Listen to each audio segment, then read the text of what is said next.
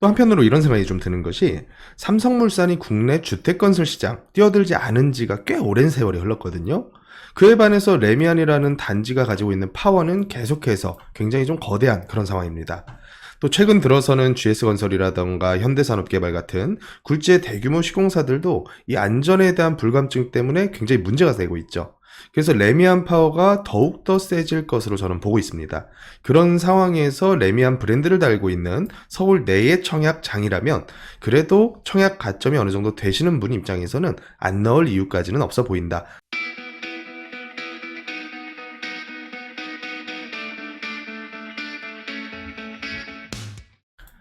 안녕하세요. 부동산 해결사 솔로몬입니다.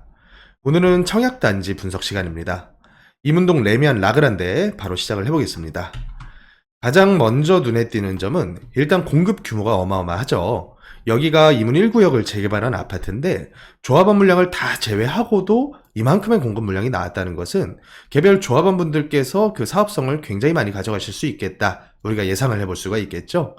청약 일정은 14일 특공을 시작으로 해서 1순위는 16일, 2순위는 17일까지 이어질 예정입니다.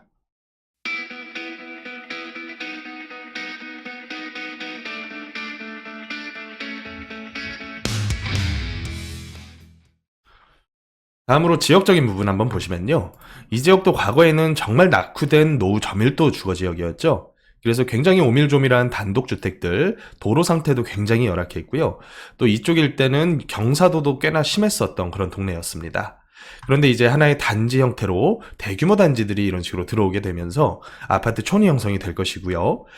이 지역 사시는 분들의 기대감은 다 완료되게 됐을 경우는 한 기름 뉴타운 정도의 가격은 형성하지 않을까, 이런 기대를 하고 계신 것 같아요. 그래서 멀지 않은 입지에 장인 뉴타운도 입지를 해 있고요. 또 중앙 뉴타운도 일부 구역들이 하나씩 하나씩 진행이 되다 보니까 과거에는 많이 이제 노후됐었던 지역들이 배후 주거지 형태로 정비가 깔끔하게 된다는 점, 이제 하나의 권역별 가격 라인이 딱 잡혀버리게 된다는 장점이 있겠죠. 그래서 이런 기대감을 가지고 많이들 청약을 넣으시지 않을까, 이런 생각이 좀 듭니다. 다음으로 개요 한번 보시면요. 총 39개 동, 층수로는 최고 27층으로 지어질 예정인데 이쪽 뒤쪽 라인들이 그 경사도가 꽤나 심하거든요. 그래서 예전에 철거가 끝났을 때 제가 임장을 한번 갔을 때도 이쪽 큰 길가에서 봤을 때 언덕이 굉장히 높았던 그런 기억이 납니다. 그래서 이 뒤쪽에는 중층이나 저층 위주로 동이 편성이 될 예정이고 이 전면부 쪽 평지에는 최고 층수인 27층짜리 동들이 편성이 되겠죠. 그래서 전체가 3069세대인데 그 중에서 무려 920여 세대가량이 일반 분양 물량으로 공급이 될 예정입니다. 구성하고 있는 평형대도 굉장히 다양한데요. 눈에 띄는 점은 수요자들의 선호도가 굉장히 높은 전용 59제곱미터와 84제곱미터가 꽤나 많이 편성이 돼 있다는 점입니다. 5구짜리는 379세대, 그리고 84짜리만 182세대 가량이 포함이 되어 있는데 각각 그 해당 평형대별 세대 평면도를 한번 보시겠습니다.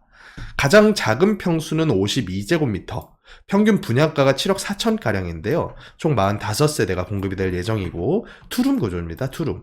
현관을 넘어서서 들어오면 침실과 안방 각각 하나씩 위치를 해 있고요. 또 화장실 한 개 있는 구조로 3인 가구보다는 1, 2인 가구분들의 선호도가 높을 평형 구조로 보여지죠. 자, 다음으로 전용 55제곱미터, 그러니까 평수로는 21평, 22평형 정도가 되겠죠. 분양가는 8억가량이고요. 총 173세대가량이 공급이 될 예정입니다. 이 평형대부터가 이제 3룸 구조가 나오게 되는데요. 3룸이지만 좀 좁다라는 느낌을 많이 받으실 거예요. 그래서 어린 자녀 키우시는 분들이 1명 정도 자녀까지는 괜찮게 거주하시겠지만 한 2명 이상 되면서부터는 좀 작다는 느낌을 많이 받으실 것 같고요. 또 화장실 2개짜리 구조로 뽑다 보니까 1개 방 정도는 뭐 한 드레스룸 내지는 서재 이런 용도로 사용하기에 적합하지 않을까 생각이 좀 듭니다. 다음으로 선호도가 높은 5구 타입이 A와 B, C 이 세 가지 타입으로 구성이 되어 있는데요. 일단 A 타입과 C 타입의 평면 구조는 큰 차이는 없습니다. 각각 화장실 2개 그리고 방 3개 구조로 형성이 되어 있는데 이제 B 타입 같은 경우에는 복도식으로 형성이 되어 있죠.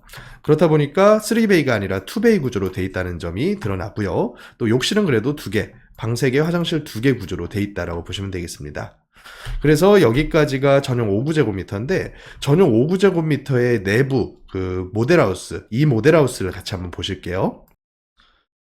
자, 여기가 5구 A타입 모델하우스입니다. 보시면요, 여기가 거실인데요. 거실이 제가 봤을 때 개인적으로 좀 좁다는 느낌이 많이 들더라고요. 아무리 뭐 이 모델하우스니까 실제 가보면 또 어떨지 모르겠는데 일부러 이 좁다는 것을 가리기 위해서인지 모르겠는데 TV장도 설치를 하지 않은 것 같고요. 또 거실이 이런 식으로 투룸 구조 같은 모양의 거실이 좀 보이는 것 같아요. 또 현관도 5구치고는 좀 좁다는 느낌이 들죠. 일반적인 오피스텔 정도 현관 그런 사이즈로 보여지는데요. 물론 이제 방 3개, 화장실 2개를 뽑다 보면 5구짜리라도 좀 좁을 수밖에 없는 게 현실이지만 뭔가 체감상으로 좀 답답하다는 느낌이 없지 않아 좀 드는 것 같습니다. 안방이나 뭐 방들도 봤을 때 거실이 좁아진 거에 비해서는 뭐 확연하게 넓다라는 그런 느낌은 좀 안 들더라고요, 개인적으로. 그래서 5구 타입도 어떻게 보면 한 3인 가구 정도, 그런 정도 분들께서 선호할 만한 사이즈이지, 이게 뭐 아이 2분이 있으신 분, 그런 4인 가구까지 원하는 사이즈는 아닐 것 같다라고 저는 개인적으로 좀 생각이 듭니다.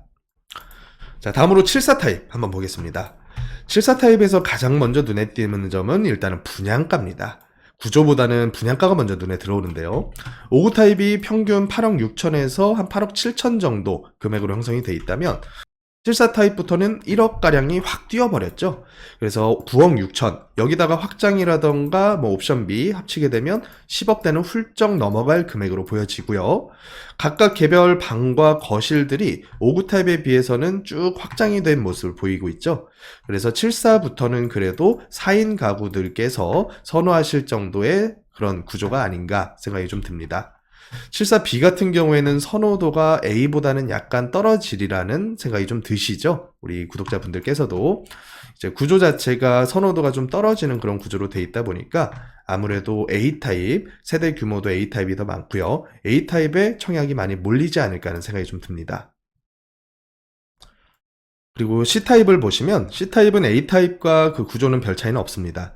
이쪽에 있었던 침실이 이제 평행 이동을 해서 이쪽으로 붙었죠. 그래서 여기 역시도 구조가 3베이 형태로 뽑히면서 크게 A타입과의 그런 차이는 없어 보입니다. 세대 규모도 많다 보니까 C타입 역시도 청약 경쟁이 꽤나 세지 않을까라는 생각이 좀 들긴 하네요. 자, 여기서부터가 이제 84 타입인데요. 84는 A, B, C 3개 타입으로 되어 있고요. 분양가 같은 경우는 10억 후반대입니다. 10억 9천, 10억 7천. 이 정도로 가격이 형성이 되어 있는데 여기다가 옵션이나 확장 비용 같은 것을 포함하면 한 11억대 중반 정도는 예상해야 되지 않을까 생각이 좀 듭니다. 이제 구조로 봤을 때 84A 타입의 이 모델하우스가 있어서 한번 보여드리면요. 일단 구조는 크게 나쁘지는 않은 것 같아요.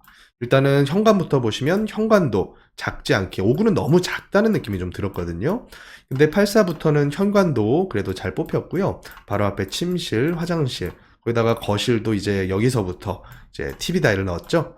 그렇다 보니까 아까 전에 5구짜리는 거실이 너무 좁아서 일부러 이 TV장을 모델하우스에서도 빼지 않았나는 생각이 좀 들기도 하더라고요.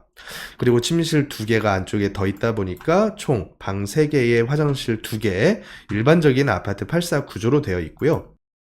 또 모델하우스에는 공개되지 않은 C타입 같은 경우에도 그 구조는 크게 나쁘지는 않아 보입니다.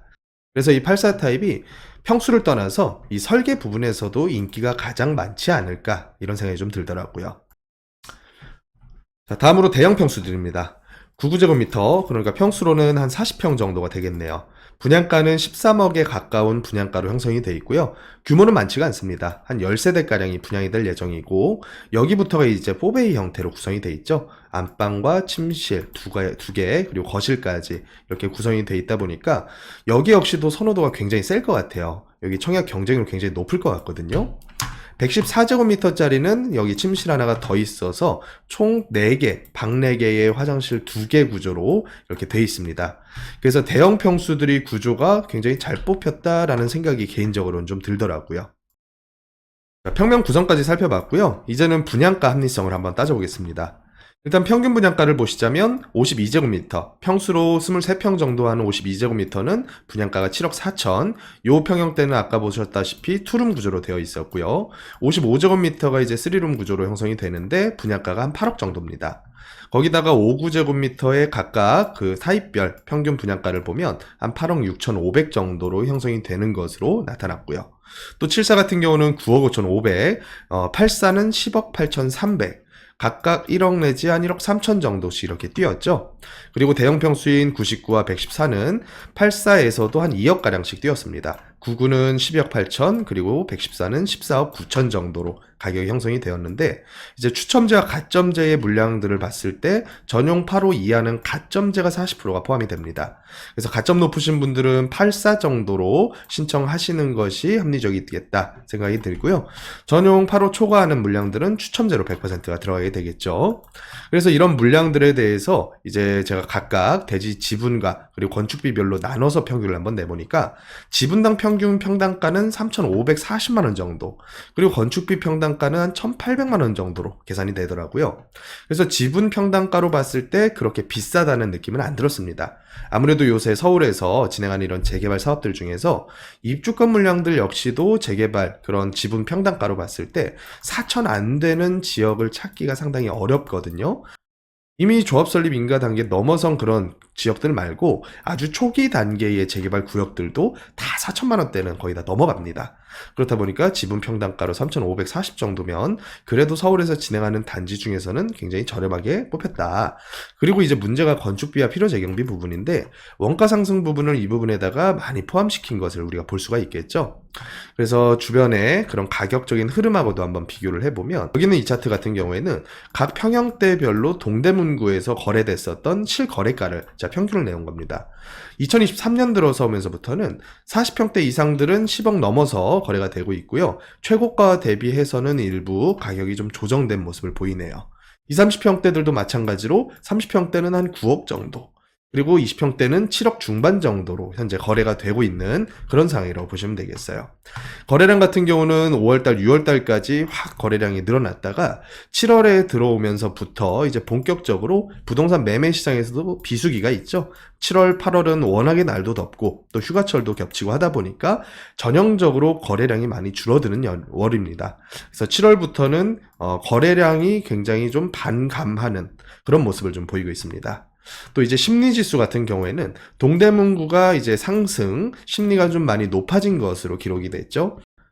그래서 노원이나 도봉, 중랑구, 또 강서구 이런 외곽구보다는 그래도 이 중심부에 가까운 지역들 위주로 해서 이 심리가 많이 개선되는 모습이 전월 대비해서도 나타나고 있다, 이렇게 파악하시면 되겠습니다.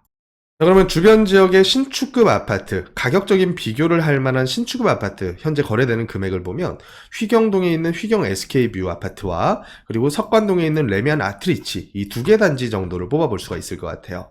이제 휘경동 SK뷰 같은 경우는 입지를 한번 보여드리자면, 그래서 입지를 한번 보여드리면 이번에 분양하는 레미안 라그란데가 이쪽에 입지를 해 있고요. 비교 대상인 휘경 SK뷰는 같은 외대 압력을 공유하는, 역에서 그리 멀지 않은 단지로 준공한 지가 한 5년 정도 되는 따끈따끈한 신축 아파트입니다. 그래서 여기 역시도 5구짜리와 84가 있어서 가격적인 비교를 해보면요, 5구제곱미터의 최근 거래가가 9억 정도로 형성이 돼 있고요.